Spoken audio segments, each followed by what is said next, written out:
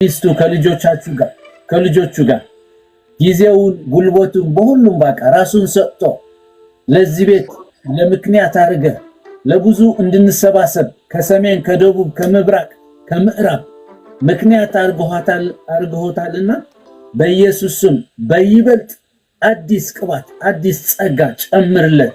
በሁሉ የሚያስፈልገው የልቡ መሻት ስጠው። በኢየሱስ ስም ቃሉን አክብደው። በኢየሱስ ስም የሱና የሱ የሆነ እየጨመረ እየቀጠለ እያደገ በሮች ጌታ ክፈትለት።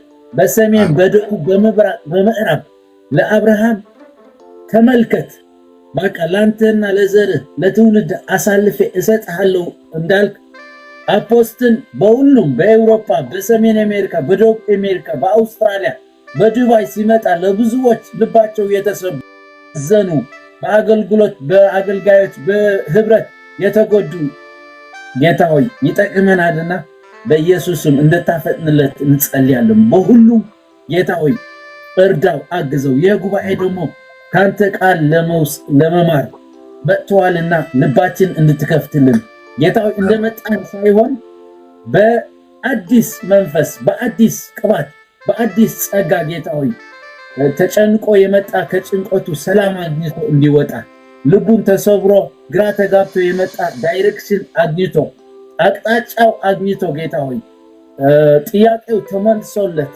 እንቆቅልሽ ተፈቶለት ከዚህ ቤት እንዲወጣ ከባለፈው እንደለመድነው ሳይሆን በየቀኑ አዲስ ነህና ዛሬም አዲስ እንድታደርግ ልጆች ከእግዚአብሔር የተማሩ ይሆናሉ የልጆች ሰላም ደግሞ ይበዛል ተብሎ እንደተጻፈ በጌታ በኢየሱስ ስም ከሰሎሞን የምትበልጥ ልዑሉ ጌታ ኢየሱስ በመሐከላችን ስላለ እንደ ቃልህ መሰረት እስከ መጨረሻ ዓለም እኔ ከናንተ ጋር ነኝ ያልክ ሁለት ወይ ሶስት በተሰበሰባችሁ እኔ በመሐከል አላችሁ ያልክ ጌታ በመንፈስ ቅዱስ አማካኝነት በእኛ ላይ በመሐከላችን ስላለ ተምረን እንፈቅድሃለን። ምከረን ገስጸን ጌታ ሆይ ጊዜውን ደግሞ ለመንፈስ ቅዱስና ለባሪያ አሳልፈን እንሰጣለን። የጠላት ስራ እንዳንሰበሰብ ካንተ እንዳንቀበል በተለያየ ውጊያ የሚልኩልን ግና በጌታ በኢየሱስ ስም በዚህ ጉባኤ እድል ፋንታ የላችሁም። የጉባኤ በኢየሱስ ክርስቶስ ደም ቀጠር ነው። አሜን። ወዳችኋለሁ። ኦኬ። የጌታ ጸጋና ሰላም ለሁላችሁ ይሁን። ፓስተር ምረቱ ቅዱስ ልዑል እግዚአብሔር በብዙ ይባርክ። እዚህ ያላችሁ የእግዚአብሔር ባሪያዎች ወንድሞቼ፣ እናቶቼ ጌታ በብዙ ይባርካችሁ። የትምህርቱ መሰረታዊ ዓላማ ክርስቶስን በማወቅ ላይ ተመስርተን ወደ መገለጥ ዓለም ማለት ክርስቲያኖች ወደ እውነተኛ አገልግሎት ህይወት እንዲመጡ የሚያደርግ ነው። አቅም የምታገኙበት፣ ጸጋን የምትካፈሉበት፣ የምትባረኩበት ትምህርት ነው ማለት ነው። የመጽሐፍ ቅዱስ ክፍሌ ያለው በሁለተኛው የሐዋርያው ጴጥሮስ መልእክት ምዕራፍ 1 ከቁጥር 2 እና 3 ላይ ያለ ቃል ነው። ሁለቱንም ቁጥሮች 2 እና 3 ምዕራፍ 1 ቁጥር 2 እና 3ን ብቻ አንብቤ የእግዚአብሔርን ሐሳብ እንካፈላለን። ጥቂት ጊዜ ይኖረናል፣ ሰፊ የጸሎት ጊዜ ይኖረናል ብዬ አስባለሁ። የእግዚአብሔር መንፈስ በመካከላችን አለ። ለአምላካችን ለእግዚአብሔር ክብር ይሁን። የእግዚአብሔርን ቃል በኢየሱስ ስም አነባለሁ። የመለኮቱ ኃይል በገዛ ክብሩና በበጎነቱ የጠራንን በማወቅ ለሕይወትና እግዚአብሔርን ለመምሰል የሚሆነውን ነገር ሁሉ ስለሰጠን በእግዚአብሔርና በጌታችን በኢየሱስ ዕውቀትና ጸጋ ሰላም ይብዛላችሁ ይላል። የመለኮቱ ኃይል የሚለው የስብከታዊ ትምህርታችን ዋና ርዕስ የመለኮቱ ኃይል ምዕራፍ 2 ጴጥሮስ 1 ቁጥር 2 ላይ ያለ ነው። የመለኮቱ ኃይል ርዕሳችን ይህ ነው። የመለኮቱ ኃይል በገዛ ክብሩና በበጎነቱ የጠራንን በማወቅ ለሕይወትና እግዚአብሔርን ለመምሰል የሚሆነውን ነገር ሁሉ ስለሰጠን በእግዚአብሔርና በጌታችን በኢየሱስ ክርስቶስ ዕውቀት ጸጋና ሰላም ይብዛላችሁ ይላል። የመለኮቱ ኃይል መለኮት የሚለው ቃል ያው የግዕዙ ቋንቋ ነው። የአምላክ ኃይል ማለት ነው። አምላካችን እግዚአብሔር ነው። በሰማይ በምድር ከምድርም በታች በውሃ ከውሃ በታች ማንም እግዚአብሔርን የሚስተካከል ከእግዚአብሔር ጋር የሚነጻጸር የሚስተያይ ምንም ነገር የለም። እግዚአብሔር የሚመስለው የለም። የሚመዘንበት መመዘኛ፣ የሚለካበት መለኪያ፣ የሚሰፈርበት መስፈሪያ፣ የሚወሰንበት መወሰኛ የለውም። እግዚአብሔር ከእስከ አይባልም። ዘላለም የሚባለውን ጊዜ ጠፍጥፎ የሰራ ከዘላለም በፊት የነበረ በዘላለም ውስጥ የሚኖር የዘላለም አምላክ ይላል መጽሐፍ ቅዱስ። ይህን ነው ዘላለም የሚባለውን ዘላለም ያደረገው እሱ ራሱ ነው። ዘላለም የሚባል ጊዜ ሳይጀምር ከዘላለም በፊት የነበረ አምላክ፣ የአምላክ ኃይል። እንግዲህ ኃይል የአንድ ነገር አቅም መመዘኛ ምንድን ነው ካላችሁ ኃይል ነው። የአንድ ነገር መለኪያው ኃይል ነው።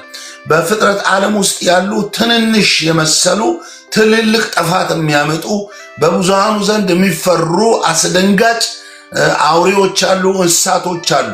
እና ፍጥረት ዓለሙ የሚለካው መለኪያው ምንድን ነው ካላችሁ ኃይል ነው። አንድ ሀገር ከሌላ ሀገር፣ አንድ ሰው ከሌላው ሰው በኃይል ይለካል። የፍጥረት ዓለሙ አቅም መለኪያ ኃይል ነው። ኃይል የአንድን ነገር ደግሞ አቅም መመዘኛ ነው። የአባቴ ቡሩካን ኃይል የአንድ ነገር አቅሙ መመዘኛ። እባብ በጣም ለስላሳ ትል ከሚባለው እንስሳ የሚመደብ ትንሽዬ ግን ደግሞ ጥፋት በውስጡ ያለ በብዙሃኑ ትልልቅ ነገሮች የሚፈራ ከነደፈ የሚገድል ነዳፊ አውሬ ነው። ኃይል የአንድ ነገር አቅም መመዘኛ ነው። የአንድ ነገር አቅም መለኪያ ነው። እግዚአብሔር እንደ አምላክ በባህሪው ለየት ከሚያደርገው አንዱ ነገሩ ኃይል ነው። እግዚአብሔር ኃያል አምላክ ነው። መጽሐፍ ቅዱስ በኢሳይያስ ምዕራፍ 40 ቁጥር 23 አካባቢ ለደካማ ኃይልን ይሰጣል፣ ጉልበት ለሌለው ብርታትን ይጨምራል። እግዚአብሔር ኃያል ነው። ስም ከወጣላቸው እንደ እግዚአብሔር ከተፈረጁ በርካታ አማልክቶች የሰው የእንስሳ ደም የሚፈስላቸው በተለያየ ቀንና ጊዜ ግብር የሚገበርላቸው አንቱታን ያተረፉ ፍጥረት ዓለሙን ያረከሱ አፍ ያላቸው መናገር እንጂ ያላቸው መዳሰስ የማይችሉ የአሕዛብ የተባሉ አማልክቶች የሚለኩበት የራሳቸው መለኪያ አለ፣ መመዘኛ አለ። እግዚአብሔርም የኛ አምላክ እንደ አምላክ ለየት የሚያደርገው ነገር ኃይሉ ነው። እዚህ ዘዳግም ምዕራፍ 3 ቁጥር 24 ላይ ጌታ እግዚአብሔር ሆይ ይላል ታላቅነትህንና የጸናችውን እጅ ለባሪያ ለእኔ ለባሪያ ማሳየት ጀምራል። በሰማይና በምድር እንደሰራህ እንደ ኃይልህም ይሰራ ዘንድ የሚችል አምላክ ማን ነው ይላል። አንተ እንደሰራው አቅም እንደሰራው ኃይል ሊሰራ የሚችል አምላክ ማን ነው ይላል። እንደ አምላክ ስም የወጣላቸው ሕፃናት ሴትና ወንድ ልጆች የሚታረዱላቸው የሰውም የእንስሳ ደም የሚፈስላቸው በርከት የሚሉ በርካታ አማልክቶች አንተ ያደረግከውን ነገር ያደርጋሉ ወይ? ሙሴ በአደባባይ በሕዝቡ ጆሮ ቆሞ እጁን ከልቡ አንስቶ በኪዳኑ ሕዝብ መካከል እግዚአብሔርን እንዲህ እያለ ከፍ አደረገው። አንተ ለባሪያ የጸናችውን እጅ ብርቱ ክንድን ማሳየት ጀምራል። በሰማይና በምድር እንደሰራህ እንደ ኃይልም ይሰራ እንዳንተ ኃይል ይሰራ ዘንድ የሚችል አምላክ ማን ነው? እንግዲህ አምላክ ተብለው ከተጠሩ አማልክት መካከል እንዳንተ ኃያል ማን ነው? እንዳንተ ብርቱ ማን ነው? እግዚአብሔርን አባታችን ሙሴ በአደባባይ በሕዝብ ጆሮ ይህንን ሲያውጅ በዕድሜ ፍጻሜው በአገልግሎቱ ፍጻሜው ላይ በእውኑ እንደ እግዚአብሔር ያለ ማን? መዝሙር 66 ቁጥር 3 ላይ እግዚአብሔርን እንዲህ በሉት ሥራ ግሩም ነው፣ ኃይል ብዙ ሲሆን ጠላቶች ዋሹብህ። ሰዎች ቡና እያንቃሩ በአንድ ዛፍ ጥላ ስር ቁጭ ብለው በእግዚአብሔር ኃይል ቢሳለቁ ቢያፌዙ ቢያላግጡም በእውኑ ኃይሉ ብዙ ሆኖ ሳለ ጠላቶች ግን ዋሹብህ ይለዋል። እግዚአብሔር እንዲህ በሉት ሥራ ምንድን ነው? ግሩም ነው። ኃይል ብዙ ሲሆን ጠላቶች ዋሹብህ። ኃያል አምላክ ነው። ሰው ተቀበለው አልተቀበለው አንቱታን ያተረፉ ስመጥር ዝነኛ ሆኖ በተለያየ ስፍራ የሚጨበጨብላቸው ስማቸውን ተከትሎ በሚመጣ ቅይት ስም የከበሩ ሰዎች ይቀበሉት አይቀበሉ። እኛ ክርስቲያኖች በክርስቶስ ያመንን አማኞች ይህንን እንደ ቃሉ እናውጃለን፣ እግዚአብሔር ኃያል አምላክ ነው። ምንም ቢዋሽበትም ፌዘኞች ቁጭ ብለው የሚበሉትን እየበሉ የሚጠጡትን እየጠጡ ቢያላግጡ ቢያፌዙበትም እግዚአብሔር ኃያል አምላክ ነው። ኢሳይያስ ምዕራፍ 40 ቁጥር 6 ላይ አይናችሁን ወደ ላይ አንሱና ተመልከቱ። እነዚህን የፈጠረ ማን ነው? ሰራዊታቸውን በቁጥር የሚያወጣ እርሱ ነው። ሁሉን በየስማቸው ይጠራቸዋል። በኃይሉና በችሎቱ ብርታት አንድ ስንኳ አይታጣውም ይላል። በኃይሉና በችሎቱ ብርታት እግዚአብሔር እንከን አልባ ነው። ሰዎች ቁጭ ብለው እጸጽ ማውጣት አይችሉም። ሰዎች ቁጭ ብለው ቡና እየጠጡ መውቀስ መክሰስ አይችሉም። በኃይሉና በችሎቱ ብርታት እግዚአብሔር አንዳች አይታጣው። እንግዲህ የኛ አምላክ ኃያል አምላክ ነው። ዘዳግም 10 ቁጥር 16-17 እንግዲህ አምላካችሁ እግዚአብሔር የአማልክት አምላክ የጌቶች ጌታ ታላቅ አምላክ ኃያልም የሚያስፈራም በፍርድም የማያዳላ ይላል። በፍርድም የማያዳላ መማለጃን የማይቀበል ነው ኃያል አምላክ። ትንቢተ ኢሳይያስ ምዕራፍ 9 ቁጥር 6 ላይ እነሆ ወንድ ልጅ ተሰጥቶናል፣ አለቅነት በጫንቃው፣ ስሙ ድንቅ መካር፣ ኃያል አምላክ፣ የሰላም አለቃ፣ የዘላለም አባት ተብሎ ይጠራል ይላል። እግዚአብሔር የምናመልከው የምናገለግለው አምላክ ኃያል አምላክ ነው። ኢዮብ 36 ቁጥር 5 ላይ እነሆ እግዚአብሔር ኃያል ነው ይላል፣ ማንንም አይንቅም ይላል። ብዙ ሰዎች በገንዘባቸው በእውቀታቸው በዘር ብሔራቸው ስማቸውን ተከትሎ በሚወጣው ስማቸው ኃያል ናቸው፣ ኃያል እንደሆኑ ይነገርላቸዋል። ነገር ግን የሚገለጡት በንቀት ነው፣ በጥላቻ ነው የሚገልጡት። ኃይላቸውን የሚያንጸባርቁት ገንዘብ እንዳላቸው፣ እውቀት እንዳላቸው፣ ሀብት እንዳላቸው፣ የሆነ ብሔር የሆነ ዘር እንደሆኑ ራሳቸውን ሲገልጡ ሌላውን ማህበረሰብ በመናቅ በማዋረድ ነው። እግዚአብሔር ግን ኃያል ነው ይልና ማንንም አይንቅም፣ በማስተዋሉ ብርታት ኃያል ነው ይላል። እግዚአብሔር በማስተዋሉ ኃያል ነው። ኤፌሶን 6 ቁጥር 10 ላይ እንግዲህ እኛ ክርስቲያን በክርስቶስ አምነን የዳንን አማኞች በቀረውስ በኃይሉ ችሎት እና የበረታችሁን በኃይሉና በችሎቱ የበረታችሁኑ በቀረውስ ይላል። ምዕራፍ 6 ቁጥር 10 ላይ ኤፌሶን የቀረው ምንድነው? ኃይልን ይጠይቃል። የቀረው ኃይልን አሁን የምንኖርበት ቀጣይ የክርስትና ዘመን በኃይል ካልሆነ አይቻልም። ወገኖቼ በቅን ልቦና በትህትና እንድሰሙኝ በእግዚአብሔር ፍቅር ጠይቃችኋለሁ። ነገን የምታሸንፉበት ድልን የምትጀምሩበት ትልቅ የእግዚአብሔር ቃል እውቀት የምናገኝበት ትምህርት ነው። በቀረውስ በኃይሉ ችሎትና በኃይሉና በችሎቱ የበረታችሁ በጌታ ኃይልና ችሎት የበረታችሁ ነው ይላል። የቀረው ምን ይጠይቃል? ብርታት ይጠይቃል። ብርታት የቀራለ የተጀመረ ነገር ግን ያልጨረስ ነው። ጀመርን እንጂ አልጨረስንም እና በዚህ ጅማሮና ፍጻሜ ላይ እኛ የሚያስፈልገን ምንድን ነው ካላችሁ ኃይል ነው። በጌታና በኃይሉ ችሎት የበረታችሁ ሁኑ ይላል። የበረታችሁ ሁኑ። የቀረው ብርታትን ይጠይቃል። በገንዘብ አይደለም የሚለው፣ በእውቀት አይደለም የሚለው፣ በትምህርት አይደለም የሚለው። ገንዘብ ጥሩ ነው፣ እውቀት ጥሩ ነው፣ የሆነ ነገር ጥሩ ነው፣ በራሱ መጥፎ አይደለም።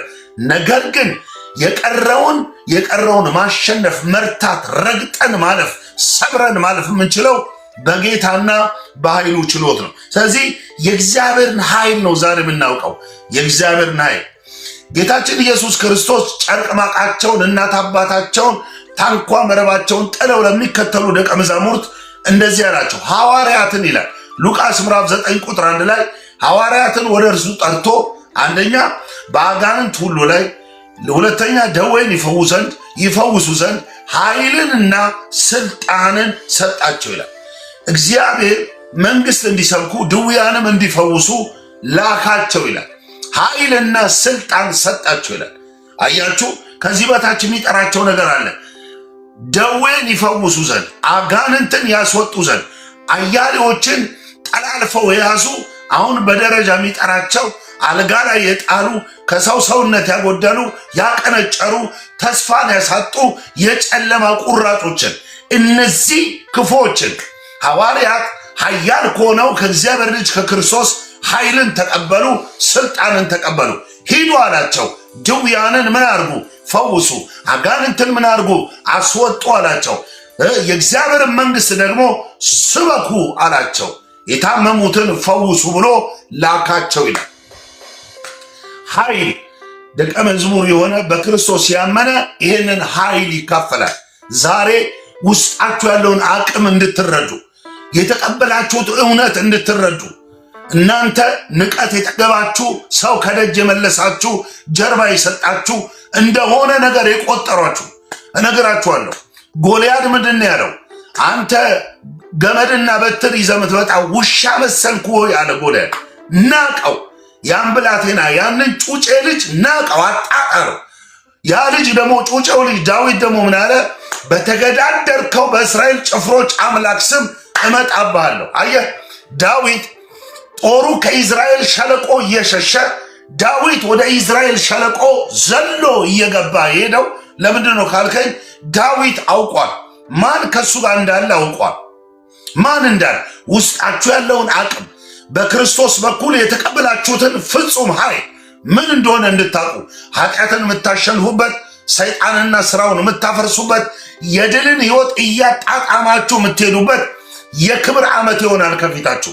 እያሸነፋችሁ፣ እየገለበጣችሁ፣ እያፈረሳችሁ የምትሄዱበት ዘመን ይሆናል ማለት ነው ወገኖች። በሆኑ ሰዎች ላይ የተወሰነ አይደለም ይሄ ነገር። ክርስቶስን አምነው በተቀበሉት ላይ ይሄ ኃይል አለ። ሱፐር ናቹራል የሆነ ኃይል አለ። አንደኛ ቆሮንቶስ ምዕራፍ 1 ቁጥር 18 ላይ የመስቀሉ ቃል ለሚጠፉት ሞኝነት ለእኛ ለምንድን የእግዚአብሔር ኃይል ነው ይላል። የመስቀሉ ቃል እንግዲህ የእግዚአብሔር ኃይል ማን ነው ካላችሁ፣ ቃል የሆነው በመጀመሪያ ቃል ነበረ። ዮሐንስ 1:1 ላይ ቃልም በእግዚአብሔር ዘንድ ነበረ፣ ቃልም ራሱ እግዚአብሔር ነበረ ይላል። አያችሁ፣ ይህም በመጀመሪያ በእግዚአብሔር ዘንድ ነበረ ይላል። በመጀመሪያ ቃል ነበረ፣ ቃልም በእግዚአብሔር ዘንድ ነበረ፣ ቃልም ራሱ እግዚአብሔር ነው። እርሱ በመጀመሪያ የነበረ ነው፣ በእግዚአብሔር ዘንድ የነበረ ነው፣ ራሱ እግዚአብሔር የሆነ ቃል ነው። በእርሱ ሕይወት ነበረች፣ ሕይወትም የሰው ብርሃን ነበረች። ብርሃንም በጨለማ ላይ ያበራል፣ ጨለማውም አላሸነፈውም ይላል። ኢየሱስ ጌታ ነው። ቃል በሆነው በእግዚአብሔር ውስጥ ምን ነበረ? ሕይወት። ሕይወት ምንድን ነው? የሰው ብርሃን። ብርሃን የተበራ ጨለማ ምን አላደርገውም? አላሸነፈውም። ስለዚህ ድግምት አይችልም፣ መተት አይችልም፣ ሟርት አይችልም፣ እርግማን አይችልም፣ የሰው ክፋት አይችልም፣ ሰይጣን አይችልም። ላቫንታኒያ ካማር ቶሎዶ ሰፓ ዲቫሪያ ኮማ ማማማማ ሀታፓ ሪካፋራ ሳፕራዴላ ዲያናማ ሃሌሉያ። ኃይል ነው የመስቀሉ ቃል ለሚጠፉት ሞኝነት ነው፣ ለእኔ ለዳንኩት ላሼ የእግዚአብሔር ኃይል ነው። ያ የመስቀል ቃል ማን ነው? ቃልም ሥጋ ሆነ፣ ጸጋንና እውነትን ተሞልቶ በእኛ አደረ። ያ በመጀመሪያ የነበረ በእግዚአብሔር ዘንድ የነበረ እግዚአብሔር የሆነው ቃል ማን ነው ካላችሁን፣ የሞትን ሞገድ የሰበረ፣ የዲያብሎስን ሥራ ያፈረሰ፣ የእምነታችን ጀማሪና ፈጻሚ፣ እንደሚመጣ ተስፋ ያደረግነው፣ ለሚሻለው ኪዳን ዋስ የሆነን የናዝሬቱ ኢየሱስ ነው። አንቺ ውስጥ ያለው ኃይል አሜሪካን ከታጠቀችው ሱፐርናቹራል ከሆነ ኒክሌር በላይ ነው። አንተ ውስጥ ያለው ኃይል፣ አንቺ ውስጥ ያለው ኃይል ሞት የተሻረበት፣ ሲኦል የተዘጋበት፣ አጋንንትና ስራው የፈረሰበት፣ የሉሲፈር መንግስት ዱቄት የሆነበት ኃይል ነው አንተ ውስጥ ያለ። እንዲህ ነው የሚለው እግዚአብሔር ቃል ሲናገር፣ በምሕረቱ ባለጠጋ ስለሆነ ከወደደን ከታላቅ ፍቅሩ የተነሳ ከልጁ ከክርስቶስ ጋር ሕይወትን ሰጠን ይላል። አያችሁ፣ ይሄ ሕይወት ከቃል የወጣ ሕይወት ነው። እግዚአብሔር ከሆነው ቃል የወጣ ሕይወት ነው። ይሄ ሕይወት እርግማን አይችለውም። ይሄ ሕይወት ሞት አይችለውም። ይሄ ሕይወት ሰይጣን አይችለውም። የተካፈልከው ሕይወት በሽታን ይገላል። የተካፈልከው ሕይወት ሲኦልን ይደፍናል። ስለዚህ ነግራችኋለሁ፣ አንተ ውስጥ ያለው ኃይል ጄቫራ ሳፕራዲያና የተቀበልከው ሃሌሉያ፣ የተቀበልከው ኃይል አጋንንትንና ስራውን የሚያፈርስ ኃይል ነው። የመለኮት ኃይል እመጣበታል። የመለኮት ስለዚህ ይሄ ኃይል ኢየሱስ ነው። ይሄ ኃይል ኢየሱስ ነው። ዓለምና በውስጡ ያለውን ሲስተም ምን አላት? ኃይል አላት። ዓለምና ሲስተሟ አይደል? እንስማማለን። ኃይል አላት። ብዙዎችን ጠልፋ ቅርቃር ውስጥ የከተተችው እቺ ብልጭልጩ ዓለም፣ ብዙዎችን በበታቿ የገዛቸው እቺ ዓለም ምን አላት? ኃይል አላት። ሰው በኃይሉ ባይበረታም በራሱ ሰው ምን አለው? ኃይል አለው። ሰው በኃይሉ ምን አይልም? አይበረታም ይላል እግዚአብሔር ቃል። ሰው በኃይሉ አይበረታም ይላል። አንደኛ ሳሙኤል ምዕራፍ 2 ቁጥር 9 ላይ ቀንዴ ከፍ ከፍ አለ፣ አፌን በጠላቶች የተከፈተ፣ ልቤን በእግዚአብሔር ጸና እያለች በብዙ ድልና ፍሳ እግዚአብሔር ስላደረገው በጎ ነገር ምላሽ በሚሰጥ ቅንነት አምላኳን እያከበረች ሐና እንዲህ አለች፣ እኔ ገብቶኛል አለች። ምንድን ነው የገባሽ? ሰው በኃይሉ አይበረታም። ምን ማለት ነው? ኃይል አለው ግን በኃይሉ አይበረታም። የሰው ኃይል ወንዝ አያሻግርም። ለዚህ ነው የሚመካ በእግዚአብሔር ይመካ። ሃሌሉያ ሃሌሉያ። ፍርድንና ጽድቅን በምድር ላይ ማድረጉን ያወቀ በእግዚአብሔር ይመካ ይላል። አየህ፣ የምትመካው ኃይሉ አይቋረጥም፣ ቋሚ ነው፣ ወንዝ ያሻግራል፣ አስተማማኝ ነው። ማራቬና ታፓር ዳላቦራ ባባሻዳ ሃሌሉያ። ወገኖቼ በኃይሉ ባይበረታም ኤርምያስ ምዕራፍ 17 ቁጥር 5 ላይ የእግዚአብሔር ቃል እንደዚህ ይላል፣ ስጋ ለባሹን የሚታመን ሰውን በሰው የሚመካ ይላል እርሱ የተረገመ ነው ይላል። እርሱ ለምን በስጋ ለባሹ ይታመናል? ስጋ ለባሹን ክንዱ ያደርጋል። እርሱ የተረገመ ነው። በእግዚአብሔር የሚታመን እምነቱ እግዚአብሔር የሆነለት ሕዝብ ግን ምስጉን ነው ይላል። አየህ፣ ያድነኛል ብሎ የተጠጋ ያወጣኛል ብሎ የተጠጋ ልዑልን መጠጊያ ያደረገ ሰው በየትኛውም ሲቹዌሽን ውስጥ ያመልጣል። አፉን በከፈተው ጠላት አይበላም። ምክንያቱም ወገኖቼ ኃይል አለ፣ ኃይል አለ፣ ኃይል አለ። ክርስቲያን እባካችሁ ስሙ፣ እናንተ ቀላል ሰዎች አይደላችሁ። እነግራችኋለሁ 2026 ይባላል። እኛ ባለንበት የፈረንጆች ዓመታት ዘመን መቁጠሪያ አጋንንትን ምንገለበጥበት ነው። ብዙዎችን ከእብደት ነፃ እያወጣን ትውልዱን ለእግዚአብሔር ምርኮ አድርገን የምናስገባበት፣ በኃይል ወንጌል የሚሰበክበት፣ በኃይል የምንዘምትበት፣ የጽድቅ ስራ ለመስራት ማልደን የምንነሳበት የክብር ዓመት ከፊት አለ። ኢየሱስ ያድናል። ሃሌሉያ ሃሌሉያ። ሰው ምንም ኃያል ቢሆንም በኃይሉ ግን አይበረታም። በክርስቶስ የመስቀል ስራ ቢደመሰስም ኃጢአት በራሱ ኃይል አለው። በክርስቶስ መስቀል ቢደመሰስም ኃጢአት በራሱ ኃይል አለው። አንደኛ ቆሮንቶስ ምዕራፍ 15 ቁጥር 55 እና 57 ላይ እንዲህ ይላል፣ ሞት ሆይ መውጊያ የታል? ሞት ሆይ መውጊያ የታል? ሲኦል ሆይ ድል መንሳትህ የታል? የሞት መውጊያ ኃጢአት ነው። የኃጢአት ኃይል ሕግ ነው።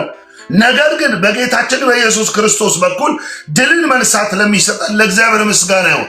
እርሱ በመስቀል ጠርቆ ሁሉንም ደመሰሰ። ሞት ተደመሰሰ፣ ሲኦል ተደመሰሰ፣ ኃጢአት ተደመሰሰ። ለዚህ ነው የልጁ የክርስቶስ ደም ከኃጢአት ሁሉ ያነጻል። ልክና አይነቱ ከሌለው ለቁጥር ከሚከብድ ኃጢአት መንጻትን የሚሰጥ የኢየሱስ ክርስቶስ ደም ነው ይላል። ስለዚህ ኃጢአት ኃይል ቢኖረውም ተሸንፏል። ይሄ ኃይል፣ ይሄ የመለኮት ኃይል፣ ይሄ የአምላክ ኃይል፣ የእግዚአብሔር ኃይል ማን ነው? ኢየሱስ ነው። መጽሐፍ ቅዱስ ይላል ኢየሱስ የእግዚአብሔር ጥበብ ነው። ኢየሱስ የእግዚአብሔር ጽድቅ ነው። ኢየሱስ የእግዚአብሔር ክብር ነው። ኢየሱስ የእግዚአብሔር ወንጌል ነው። ኢየሱስ የእግዚአብሔር ክብር ነጸብራቅ የባህሪው ምሳሌ ነው። ኢየሱስ የእግዚአብሔር ኃይል ነው። አንተ ውስጥ ያለው ማን ነው? የእግዚአብሔር ኃይል አለ። ኒክሌርን የሚያቆም ኃይል አለ። ራሻ ከታጠቀችው አሜሪካን አንግባው ከምትዞረው ኃይል በላይ አንቺ ውስጥ አለ።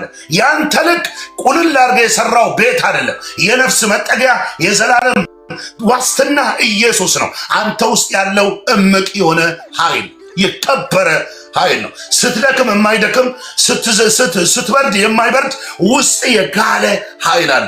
ሰይጣንን መንግስቱን የሚያፈርስ ኃይል ዛሬ እጃችሁ ላይ ያለውን ነፍሳችሁ ውስጥ ያለውን በልብ ሰገነታችሁ የነገሰውን ኢየሱስን በማወቅ እንድትታጠቁ በእርሱ ስር ሰዳችሁ እንድትቆሙ ተደላድላችሁና ተመስርታችሁ በእምነት መጽናት እንድትጸኑ ይህንን ትምህርት በማስተዋል ስሙ። አልረጋጋም።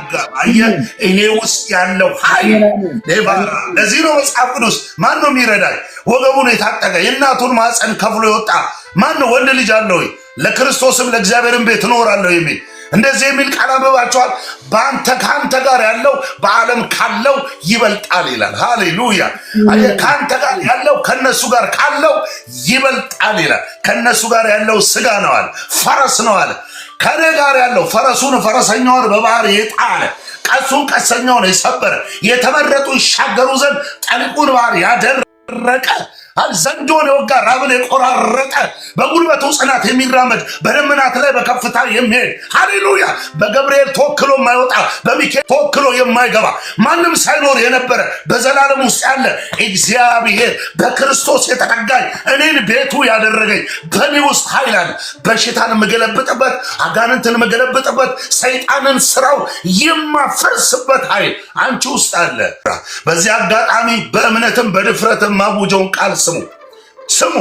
የሚያቀላችሁ አቅላይ መንፈስ ትንሽ የሚያደርጋችሁ አውርዶ ታች ቅርቃር ውስጥ የሚከታችሁ ይህን እውነት ሳይረዳ ቀርቶ አቅሎ የሚያቀላችሁ የትኛው ማስተምሮ የትኛው መንፈሳዊ የሚመስል በመንፈሳዊ ቅቤ የተቀባ ግን ቃሉን ማዕከል ያላደረገ የክርስትናን ልክ ያላወቀ ከንቱ ትምህርቶች ከአይምሯችሁ ላይ ገለብጣለሁ። ከህይወታችሁ ምዕራፍ ላይ ፈቅዶ ከሰጣችሁ ዘመን ላይ በኢየሱስ ስም እገለብጣለሁ። ሃሌሉያ። ኃይል አለ። ስለዚህ የመለኮቱ ኃይል የመለኮት ኃይል የተባለው ማን ነው አልኳችሁ? ኢየሱስ ምን አለ? በእኔ የሚያምን እኔና አባቴ እሱ እንኖራለን። አየ ሰው ቁልል አድርጎ በሰራለት ህንፃ ቤት ውስጥ አይደለም ኢየሱስ ያለው፣ እኔ ውስጥ ነው ያለው። ሃሌሉያ። እኔ ውስጥ ነው ያለው። ለዚህ ነው ብርና ወርቅ የለንም። ኃይል አየህ፣ ብርና ወርቅ የለንም፣ ያለንን ግን እንሰጣለን። ያ በጨለማ ዘመኑን ሲዳክር 10 እና 20 ሳንቲም እየተቀበለ የዕለት ጉርሱን የሚበላ ከእናቱ ማፀን ሲወለድ ጀምሮ እንደ ፌሮ ተጣሞ በልመና እየተዳደረ ቀን ጨልሞ ለሊት ጨልሞ የሚኖር ኑሮን ትናንትን የገመ ይኖረ ያ ሰው እንዲህ ያሉት መጡና ብርና ወርቅ የለንም አሉ። አየህ፣ ቃል የሆነው እግዚአብሔር ህይወት ሰጥቶናል። ይሄ ህይወት ዓለም የተረታበት ህይወት ነው። እኔ ውስጥ ያለው ህይወት በሽታ ዱቄት የሆነበት ህይወት ነው። እኔ ውስጥ ያለው ህይወት ስራውና መንግስቱ የፈረሰበት ህይወት ነው። ይሄ ህይወት ኢየሱስ ይባላል። ኢየሱስ ይባላል። ልካችሁን ወቁ። ሰይጣንን እንዳትፈሩ፣ ዓለምና በውስጡ ያለው እንዳትፈሩ። ትውልድ አጋና እየመታ መለከት እየነፋለት ያለውን ኢሉሚናቲ 666 ባፎሚት የሚባሉ ትውልድ የተንበረከከላቸው ዳንኪራው ዘፋኙ እያፈነደደ የሚሰግድላቸውን እንዳፈራ። አንተ ፊት ለፊት የሚቆም ኃይል የለም። ሃሌሉያ። አየህ፣ በጠጠር ጎልያድ አይወድቅም። እግዚአብሔር ካለ ግን አይደለም በጠጠር ጎልያድ በገለባ ይወድቃል። በገለባ እግዚአብሔር ከኛ ጋር አለ። ሃሌሉያ። አንተ ትንሽ ህዝብ አይደለም፣ የተናክ ሰው አይደለም። በክርስቶስ ደም ነው የታወጀው። የጊደር ደም አይደለም የፈሰሰን፣ የኮርማ ደም አይደለም የፈሰሰን። አንተ ላይ ኃይል አለ። እዚህ የመለኮቱ ኃይል ኢየሱስ ማለት ነው። አንደኛ በገዛ ክብሩ፣ ሁለተኛ በበጎነቱ የጠራንን በማወቅ አየጠራን። ይሄ መለኮት ኃይል በራሱ ክብር የኔ መመዘኛ የለውም። እንድጠራ ያዋጣሁት ማዋጮ የለም። ተራራ አልወጣሁም፣ ቁልቁለቱን ድኬ አልወረድኩም፣ በዓላትን ለማክበር ገዳማትን አልዞርኩም፣ ቅጠል በጥሼ ቅጠል አገልድሜ አልኖርኩም፣ ገዳም ለገዳም አልተሽከረከርኩም። 12 19 ብዬ ቀናትን ከወራት መካከል በጥሼ ነቅዬ ዕጣን አለቀስኩ፣ ሰንደል አልለኮስኩም። አየህ፣ ሲጠራኝ ከኔ በጎነት ሳይሆን ከኔ መልካምነት ሳይሆን ከራሱ ነው የጠራኝ፣ ከራሱ። ስለዚህ በገዛ ክብሩና በበጎነቱ የጠራንን በማወቅ ለህይወትና እግዚአብሔርን ለመምሰል የሚሆነውን ነገር ስለሰጠን በእግዚአብሔርና በጌታችን በኢየሱስ ክርስቶስ ጸጋና ሰላም ይብዛላችሁ ይላል። ተሰጥቶ ምንድነው የተሰጠ? ለህይወትና እግዚአብሔርን ለመምሰል የሚሆነውን ነገር ሁሉ የመለኮቱ ኃይል ሰጥቶኛል። እግዚአብሔርን ለመምሰል ለህይወት የሚሆነውን ነገር ሁሉ ሰጥቶኛል። ከሆነ ቦታ እንደሚሸመት ቆጥራችሁ ራሳችሁን ባዶ አታድርጉ። አለኝ በሉ። መጽሐፉ ላንተ ከጻፈ መጽሐፉ የጻፈልን ማለት ነው። ትህትና ትህትና ማለት እኔ ቆርቆንዳው፣ እኔ ቆርኪው፣ እኔ ጆንያ እያሉ በሌላ አይነት መረዳት ቁልቁል መሄድ ሳይሆን ትህትና ማለት መጽሐፉ ያስቀመጠልን በክርስቶስ በማመንህ ለአንተ ውርስ አድርጎ ያቀረበልን የበረከት ትሩፋትን አሜን ብለህ መቀበል። መጽሐፉ በክርስቶስ ባለጠጋ ነህ ካለ አዎ እኔ ባለጠጋ ነኝ በል። በክርስቶስ አሸናፊ ነህ ካለ አዎ እኔ በክርስቶስ አሸናፊ ነኝ በል። በክርስቶስ የእግዚአብሔር ወራሽ ነህ ካለ አዎ እኔ በክርስቶስ የእግዚአብሔር ወራሽ ነኝ። ጸድቃል፣ ተቀድሳል፣ ቤዛነትን አግኝታል፣ ፈቃዱን እውቀቱን ተሞልታል ካለ አሜን ብለህ ይህንን በእምነት ተቀበል። ክርስትና የሚጀምረው ከመቀበል ክርስቶስ እንደተሰቀለ እንደሞተ ከሙታንም በሶስተኛው ቀን እንደተነሳ መሰከርን። በአንደበታችን ጌታ እንደሆነ በሙሉ ልባችን አምነን ተቀበልን። የጽድቅ ማህተብ ታተመብን። በመንፈስ ቅዱስ የእግዚአብሔር ጽድቅ ወራሾች ሆንን። ስለተቀበል ይህንን ተቀበል። ኢየሱስን የሚያክል ነገር ተቀብለ አልጸደቅኩም አልተቀደስኩም አትበል። በክርስቶስ ተቀድሳል፣ ጸድቃል፣ ወራሽ ሆናል፣ ልጅ ሆናል። ይሄ በመጽሐፍ ላንተ የተቀመጠልህ የማይካድ እውነት ነው። አማኝ ነኝ ካልክ አሜን ብለህ ተቀበል። ኢየሱስ ጌታ። ከዚህ በኋላ ተሸማቃ አትኖርም። ይህን ትምህርት ከሰማ አንገት ደፍታ አትኖርም፣ ቆዝም አትኖርም። ይሄ ካሪኪኖ እንደሰበረ መኪና ተንሻፋ አትኖርም። የሆኑ ሰዎች ቃላቸውን አጠፉ፣ ኪዳናቸውን አፈረሱ ብለህ ለኃጢአታችንን እያዝረከረክን ገላችንን ሳንታጠብ የሆነ ነገር እየሸተትን አንኖር። እነግራችኋለሁ እያሸነፍክ የምትኖርበት የድልን ህይወት የምታጣምጥምበት የክብር ዘመን አሸናፊነትን የምትጀምርበት ነው።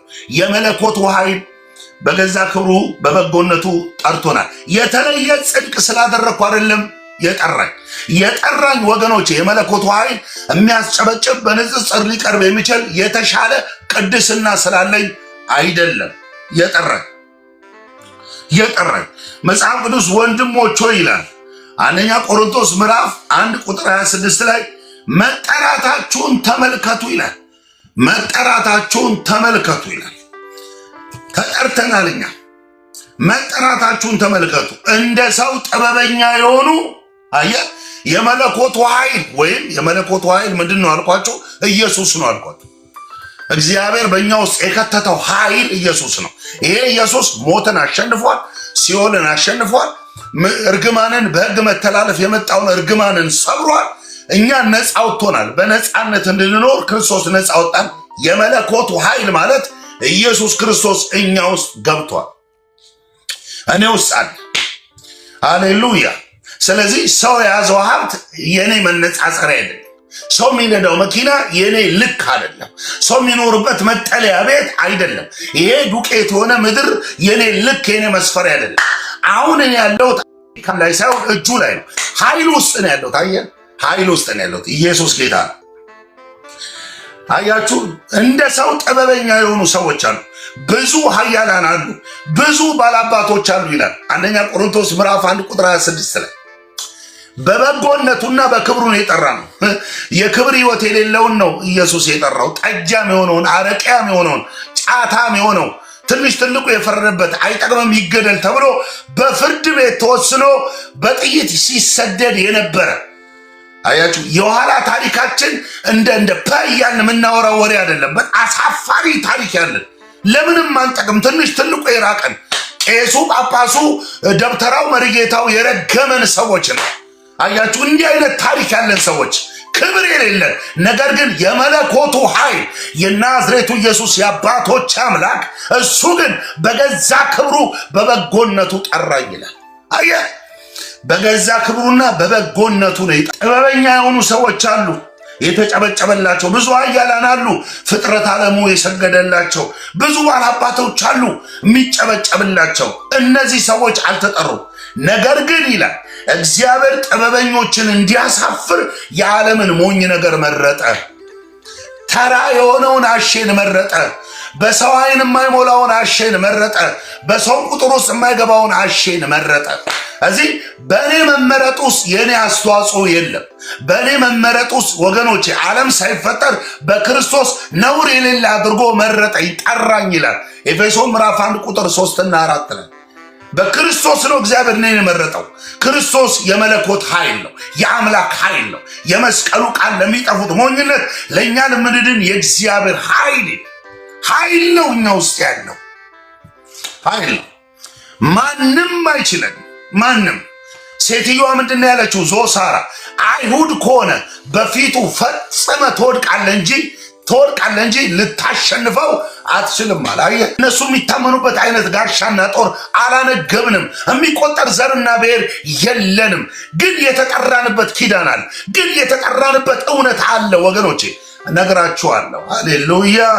ስለዚህ እግዚአብሔር የዚህን ዓለም ኃያላን የተባሉ ጠቢባን የተባሉ ባላባቶች የተባሉትን ለማሳፈር የዚህ ዓለም ሞኝን ነገር መረጠ።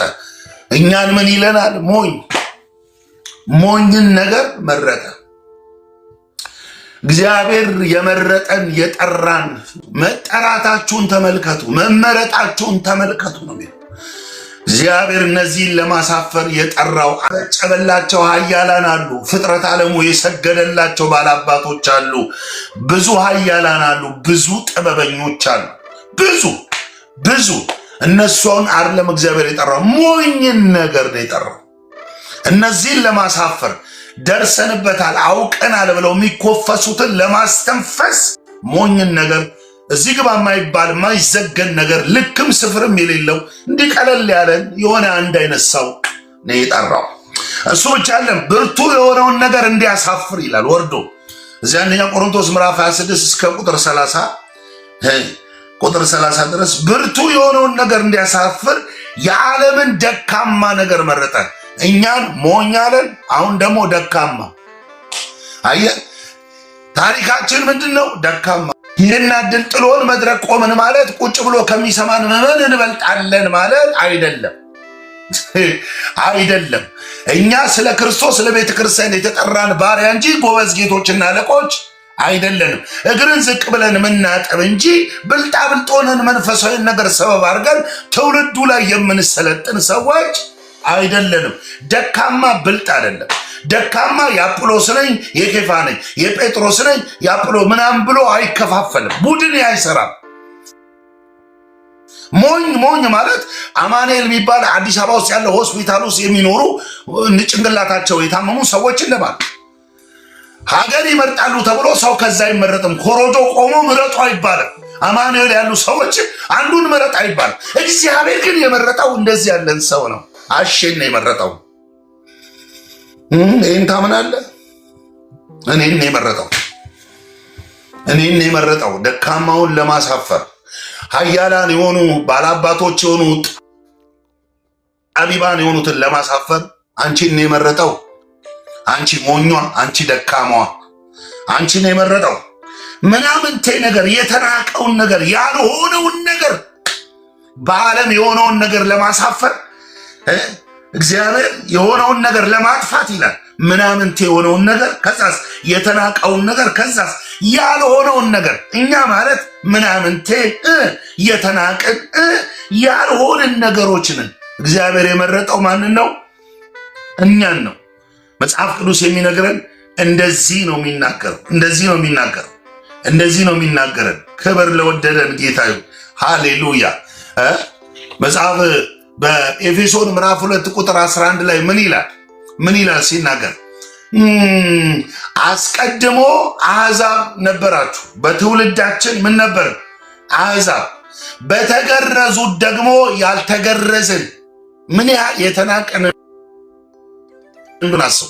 ያልተገረዝን የተባለ ማለት ጎልያድና ዳዊትን እዩ። ያልተገረዝን፣ ይሄ ሸለፈታ የተባለው ጎልያድ ነው። ልክ እንደ ጎልያድ ነበር። በተገረዙት ያልተገረዝን የተባለ።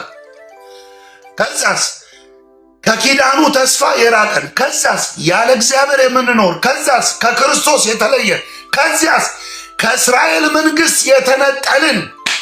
ከዚያ ምንድን ነው የሚለው? አሁን ግን በክርስቶስ ደም ሆናችሁ በክርስቶስ ቀርባችኋል። ጄቫራ ካፓርዳ ቢፎር እና አፍተር ማለት ነው። ቢፎር እንዲህ ነበራችሁ፣ አሁን ግን በክርስቶስ ሆናችሁ በክርስቶስ ደም ቀርባችኋል።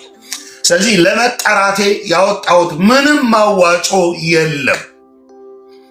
በጸጋው ነው የዳን ነው። ማንም እንዳይመካ ይህ ከስራ ወይም ከናንተ አይደለም፣ በበጎነቱና በክብሩ ነው የጠራን። አሁን ግን በፊት ርቀን የነበርን እኛ በክርስቶስ ኢየሱስ ሆነን በክርስቶስ ደም ቀርበናል። ይሄ ክርስቶስ አለ ምናችን ነው? ሰላማችን ነው። ሰላማችን ነው። ሁለቱን ያዋሃደ፣ ሁለቱን ማለት አሕዛብና አይሁድን ሁለቱን ምን አረገ? አዋሃደ። የተዋሃደ ነገር ሁለት ይሆናል እንዴ? አይሆንም። ኮካንና አምቦሃን በብርጭቆ ብትቀላቅሉ የተዋሃደ፣ ሁለቱን ያዋሃደ። ሁለቱን ሲያዋሃድ በአዋጅ የተነገረውን ሕግ ሻረ። ሁለቱን ሲያዋሃድ በመካከል የነበረውን የጥል ግድግዳ በስጋው አፈረሰ። ዋጋ ከፈለ። ተቆርሰን እንደ ሽንት ጨርቅ ተበጣጥሰን ዘርና ብሔር ለይተን እዛና እዚህ ማዶ ሆነን የምንኖር ሰዎች በማቀራረብ በመካከል የነበረውን የጥል ግድግዳ ሕጉ ያቆመውን ያንን ግድግዳ ለማፍረስ ኢየሱስ በስጋው ተቆረሰ፣ በስጋው ተከፈለ፣ ሁለቱን አዋሃደ። ከሁለቱ ዓላማው አንድ አዲስን ሰው በራሱ ፈጠረ። እኛም በክርስቶስ ምን አይነት ፍጥረት ነን? አዲስ ፍጥረት ነን። ጉራግኛ ምናወራ፣ አማርኛ ምናወራ፣ ሀዲይኛ ምናወራ፣ ኦሮምኛ ምናወራ፣ ትግርኛ ምናወራ በክርስቶስ አዲስ ፍጥረት ነን። አዲስ ፍጥረት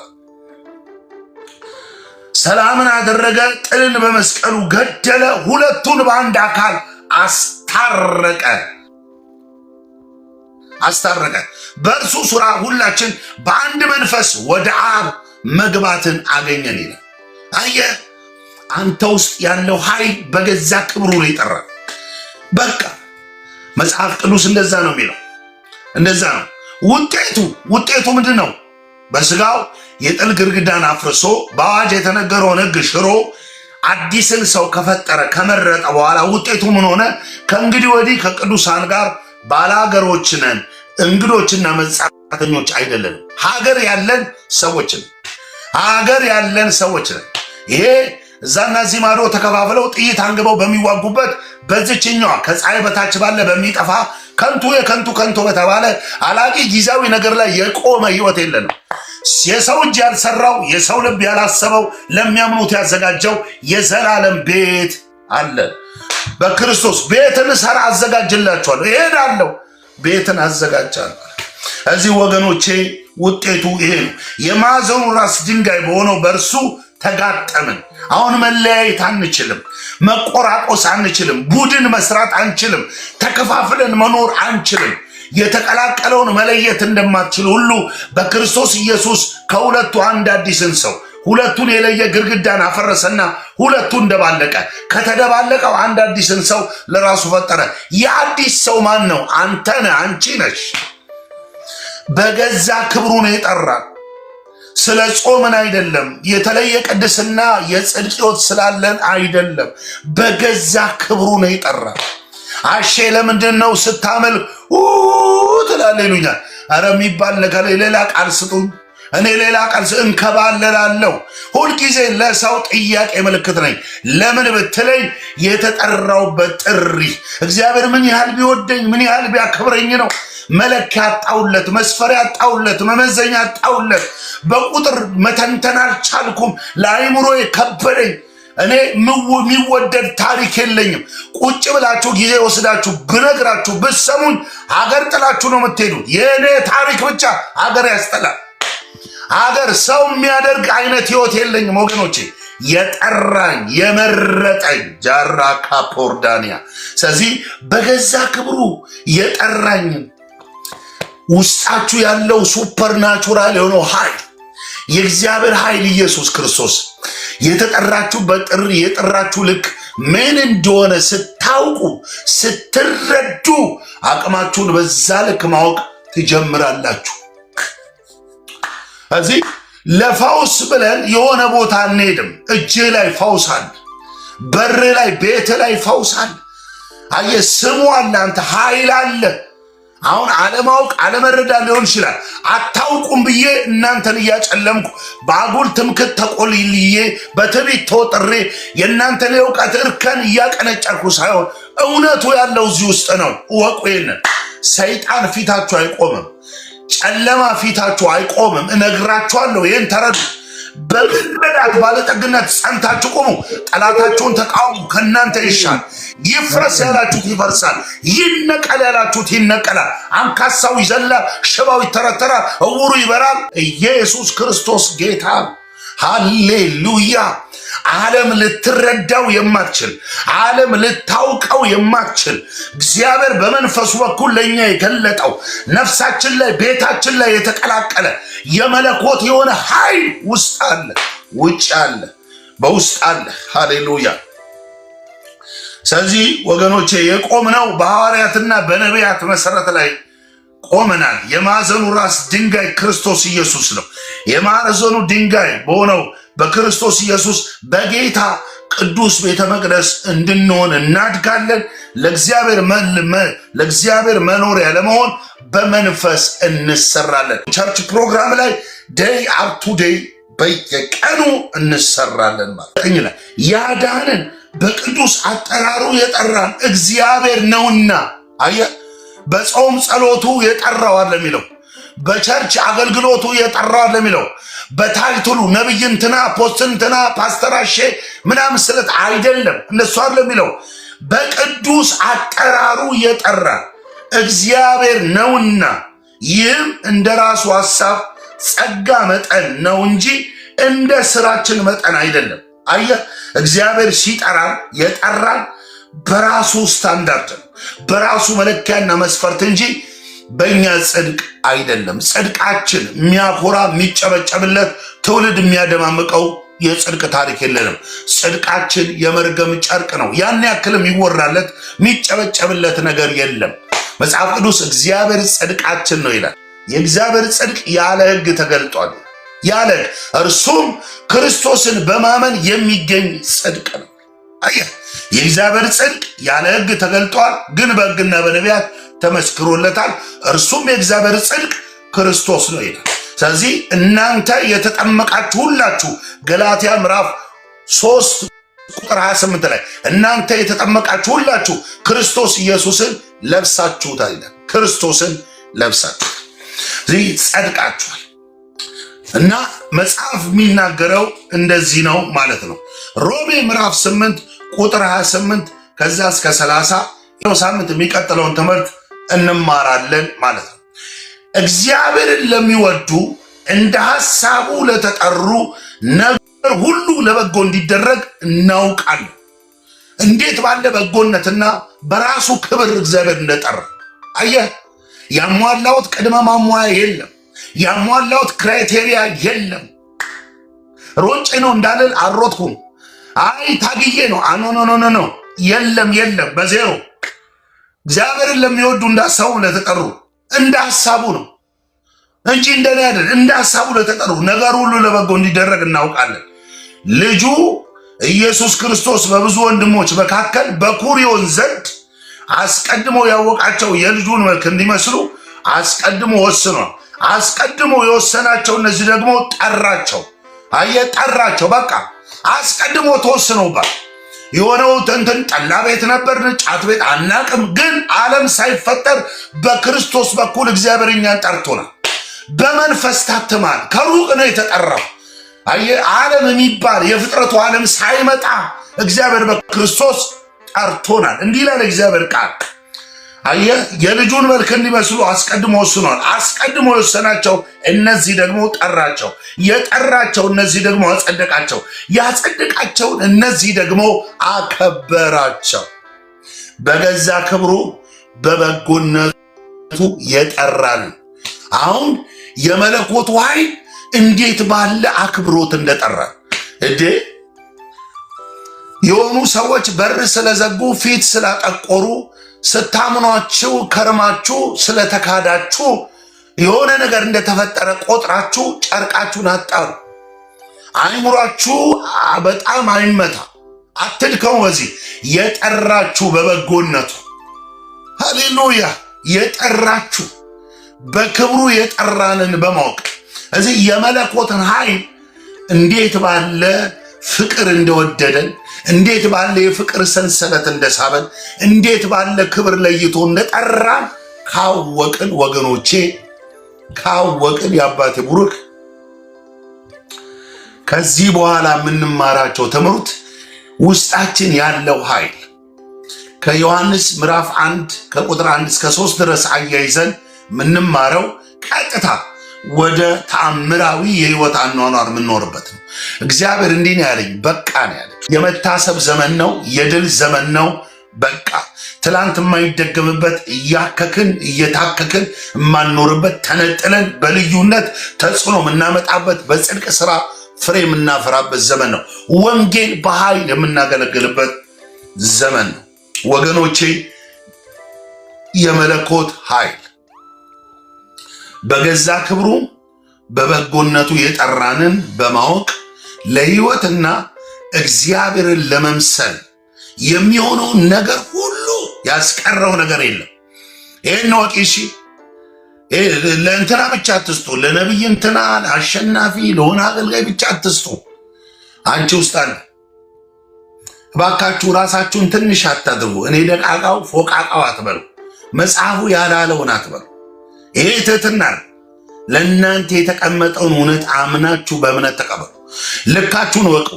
ሰይጣን ያስፈራችሁ ይሄ መረዳት በውስጣችሁ ስለሌለ ነው። ቀና ቀና በሉ። ዝማሬን አብዙ። በጎደለው ነገሩ ሸለቆ በመሰለው ነገር ላይ ዘምሩ። እንደ ጳውሎስ እግራችሁ በብረት ተጠርቆ ከግንድ ጋር ታስራችሁ በማይመች ሲቹዌሽን ውስጥ ከፍ ከፍ አድርጉት። ጌታ እነግራችኋለሁ፣ የተጠራችሁበት ጥሪ ምን እንደሆነ ከገባችሁ የእናንተ ማዋጮ የሌለበት በክብሩና በበጎነቱ እንደጠራ ስታውቁ የድልን ህይወት ጅማሮ ማሳያ የሆነውን በእውቀት ላይ የተመሰረተውን ህይወት ትጀምራላችሁ ወገኖቼ። ሰይጣንን ትቀጠቅጣላችሁ። እናገራለሁ፣ ብዙዎቻችሁ ሰይጣንን ታስወጣላችሁ። ይሄ ሱፍ ካደረገ በከረባት ከታነቀ ያዙን ልቀቁኝ ከሚል ሰፈር ቅጠሉን ሳር ምድሩን ከሞላው ከዚህ ፍጥረት ዓለም ውስጥ ሰይጣንን እየገለበጣችሁ እያዋረዳችሁ እናንተ ውስጥ ያለውን ኃይል እያወቃችሁ እያሽካካ ቢመጣ እየፎከረ ቢመጣ እየዛተ ቢመጣ ሰውን በምክንያት ተጠቅሞ ቢመጣ ገዛስፎ ቢመጣ ነግራችኋለሁ። እናንተ ላይ ያለው ኃይል አንድ ጊዜ ይህንን ብዬ ላብቃ። እንደው ለማሰሪያ ያክል ወደ ውስጥ የመጣ ንጉሥ አካብ በነበረበት ዘመን የሶሪያ ሰራዊት እዚህ አሉ፣ አምላካቸው የተራራ አምላክ ነው አሉ። እናንተ አልሳቃችሁም? በጣም ያስቃል። አምላካቸው የተራራ አምላክ ነው አሉ። ወሰዱትና እግዚአብሔርን ተራራ ላይ ለመሰላችሁ። ጠላት ያለው ተራራ ላይ ነው። እስራኤል ያለው ሸለቆ ነው። በጦርነት ያሳለፉ ሰዎች ሲነግሩ ተራራ ላይ ያሉ 4 ሰዎች 1000 ሰዎችን ይገላሉ። 4 ሆነው ተራራ ላይ ቁጭ ካሉ ቁልቁል ያለውን ይሸነሽኑታል። ተራራ ላይ ያለ አይሸነፍም። ከፍታውን ይዟል። ምሽጉ ተራራው ነው። እዚህ መጀመሪያ ማሸነፍ ያለብህ ተራራውን ነው። ጠላት ያለው ምን ላይ ነው? ተራራ ላይ። እስራኤል ያለው ሸለቆ ነው። ሶሪያ ያለው ተራራ ላይ ነው። ሸለቆ ላይ ያለው እንዴት ነው ተራራ ላይ ወጥቶ ሄዶ እንደ ቲማቲም አውርዶ የሚፈጠፍጠው? አየ እስራኤል የታጠቀው ክላሽ ሳይሆን እግዚአብሔርን ነው። እስራኤል የሚሮጥበት ፈረሱ የሚሮጥበት ሰረገላው ጠላቱን የሚገጥምበት ኃይል እግዚአብሔር ይባላል። ሃሌሉያ! ክርስቶስ ይባላል። ይሄ በሎጂክ አያስኬድም። ማንም ይህንን አምኖ ይቀበል። ተራራ ላይ ያለን ወታደር በጄት ነው የምትገጥመው፣ በድሮን ነው የምትገጥመው እንጂ በእጅ በእጅ አትገጥመው። ምክንያቱም ተራራን ይዟል። የእግዚአብሔር ሕዝብ ግን በስሙ የታመነ አምላኩ እግዚአብሔር የሆነለት ሕዝብ ይላል ወጥቶ ከተራራ ላይ ብቻ እንደ ቲማቲም እንደ 12 ቲማቲም ፍርጥ እያደረገ ጠላቱን ጣል። ምን አሉ ሶራውያን? አምላካቸው ተራራ ላይ ጎበዝ ነው አሉ እና ሸለቆ ላይ ወርደን እንግጠማሉ ይላል እግዚአብሔር። ይህንን ስብሰባቸውን ሰማይ ላይ ሆኖ አየ። ቁጭ ብለው እያለከለኩ አምላካቸው ተራራ ላይ ጎበዝ ነው፣ ሸለቆ ላይ እንግጠማሉ። ኃይላቸውን አስተባብረው በቁጥር ጨምረው የአሕዛብ ጦርን ሰብስበው በገንዘብ ገዝተው ከፍተኛ ቁጥር ከባህር ዳር አሸዋ የበለጠ ከምድር ትቢያ የሚበልጥ ሰራዊት እስራኤል ሊገጥም ወጣ። እግዚአብሔር ምን አለ? የተራራ አምላክ ነው አምላካችሁ ተብለዋል። እኔ አምላካችሁ እግዚአብሔር ደግሞ የተራራ ብቻ ሳልሆን የሸለቆ አምላክ ነኝና ውረዱና በሸለቆ ግጠሟቸዋል። ጦርነቱ ምንድን ነው? እኔ እግዚአብሔር የተራራም የሸለቆም አምላክ ነኝ። ኃይሉ በአንተ ዕቁብ መድረስና ለመድረስ ላይ አይመዘንም። ኃይሉ በምትበላው ዳቦ ቂጣ ላይ አይወሰንም። የእግዚአብሔር ኃይል ልዩ ነው። ወገኖቼ ውረዱና ግጠሙ አላቸው። መጽሐፍ እንዲህ ይላል፣ እስራኤልም አለ ተከማችተው ጠላቶቻቸውን ለመውጋት ወጡ። ማን ውጡ ብለዋል? እግዚአብሔር። እኔ ማን ነኝ አለ እግዚአብሔር? የተራራ ብቻ ሳልሆን የሸለቆ አምላክ ነኝ እና ውጡ አላቸው። የአባቴ ብሩካን ወጡ። እንዲህ ይላል እግዚአብሔር ቃል፣ እንደ 2 የፍየል ግልገሎች ነበሩ ይላል። እስራኤላውያንን እንደተወለዱ 2 ፍየል ነበሩ ይላል። ነገር ግን አምላካቸው እግዚአብሔር ከነሱ ጋር ነበረ። መጽሐፍ እንዲህ ይላል፣ እግዚአብሔር በልዩነት ራሱን ገለጠ። ኃያል አምላክ፣ ታላቅ ድንቅ አምላክ ከኔ ጋር ነው። የኤርትራን ባህር የከፈለው በእሳት መካከል የሚራመደው እግዚአብሔር ከኔ ጋር ነው። ኃያል ድንቅ አምላክ ከኔ ጋር ነው። የኤርትራን ባህር የከፈለው በእሳት መካከል የሚራመደው እግዚአብሔር ካንቺ ጋር ነው። ታላቅ ድንቅ አምላክ ካንተ ጋር ነው። የኤርትራን ባህር የከፈለው በእሳት መካከል የሚራመደው እግዚአብሔር ካንተ ጋር ነው።